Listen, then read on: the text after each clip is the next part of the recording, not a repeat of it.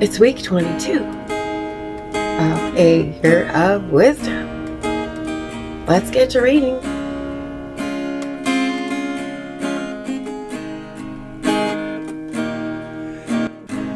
Day 157, Job 6.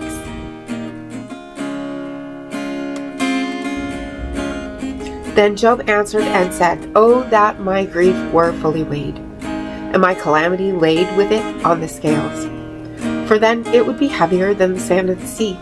Therefore my words have been rash, for the arrows of the Almighty are within me. My spirit drinks in their poison. The terrors of God are arrayed against me. Does the wild donkey bray when it has grass, or does the ox low over its fodder? Can flavorless food be eaten without salt, or is there any taste in the white of an egg? My soul refuses to touch them. They are as loathsome food to me.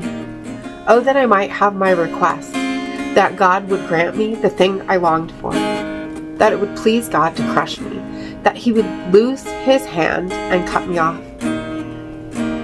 Then I would still have comfort.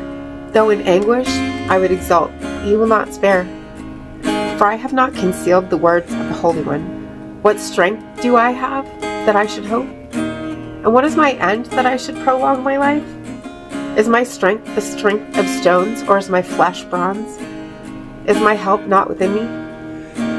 And is success driven from me? To him who is afflicted, kindness should be shown by his friend, even though he forsakes the fear of the Almighty. My brothers have dealt deceitfully like a brook, like the streams of the brooks that pass away, which are dark because of the ice, and into which the snow vanishes. When it is warm, they cease to flow. When it is hot, they vanish from their place. The paths of their way turn aside. They go nowhere and perish. The caravans of Tema look. The travelers of Sheba hope for them. They are disappointed because they were confident. They come there and are confused. For now you are nothing. You see terror and are afraid. Did I ever say, "Bring something to me," or "Offer a bribe for me from your wealth," or "Deliver me from the enemy's hand," or "Redeem me from the hand of oppressors"? Teach me and I will hold my tongue. Cause me to understand wherein I have erred. How forceful are right words! But what does your arguing prove?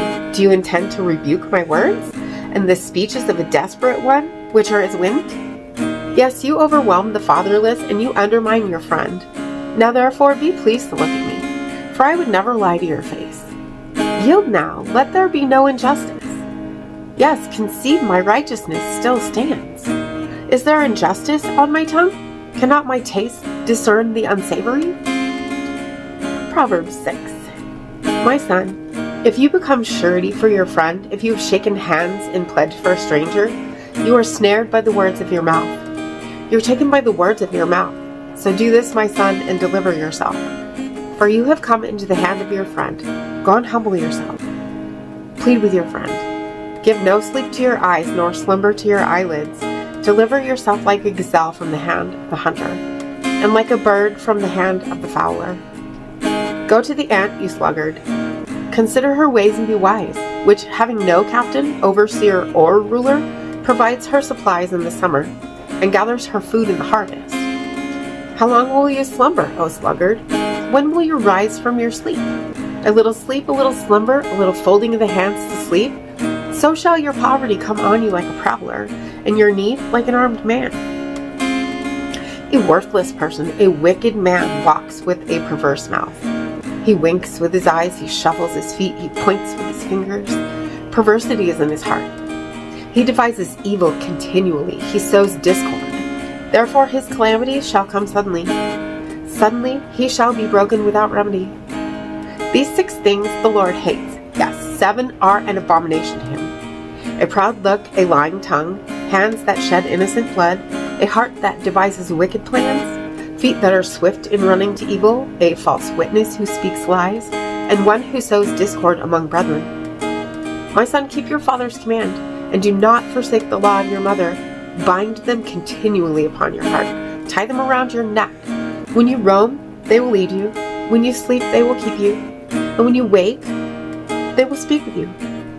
For the commandment is a lamp, and the law a light. Reproofs of instruction are the way of life, to keep you from the evil woman, from the flattering tongue of a seductress.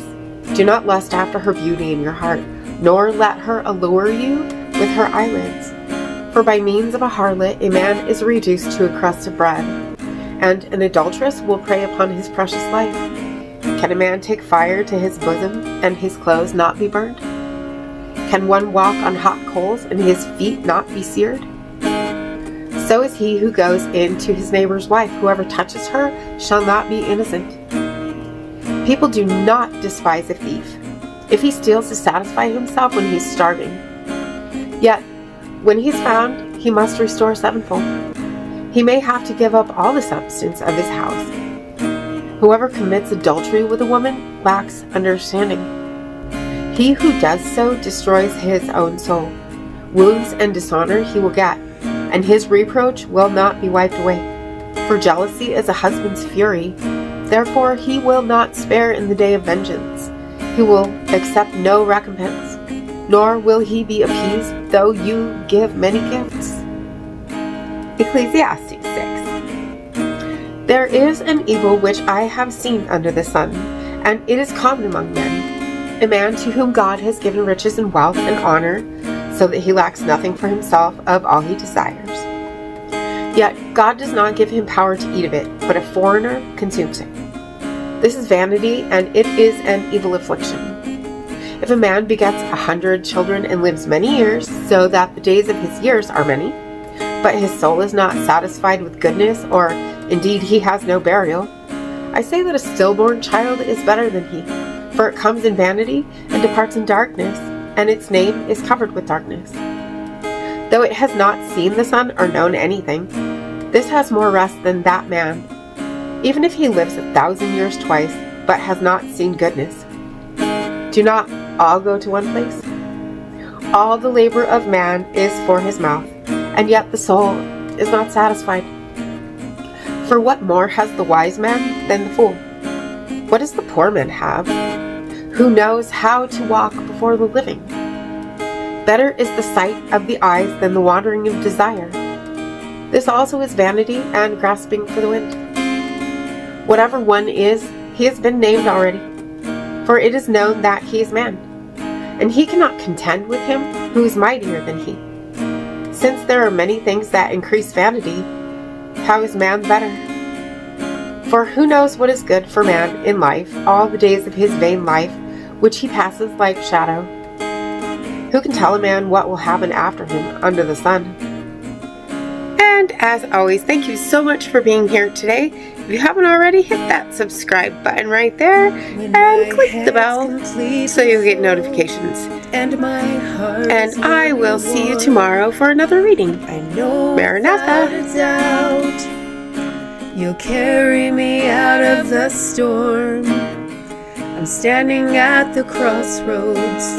I'm lost without a clue. I need a big pink neon sign to show me what to do.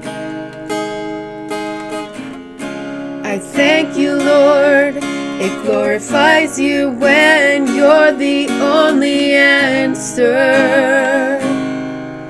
I praise you, Lord, for holding what's too much for me. And I'm amazed by you, Lord, because nothing's too big and nothing's too small to lay at your feet.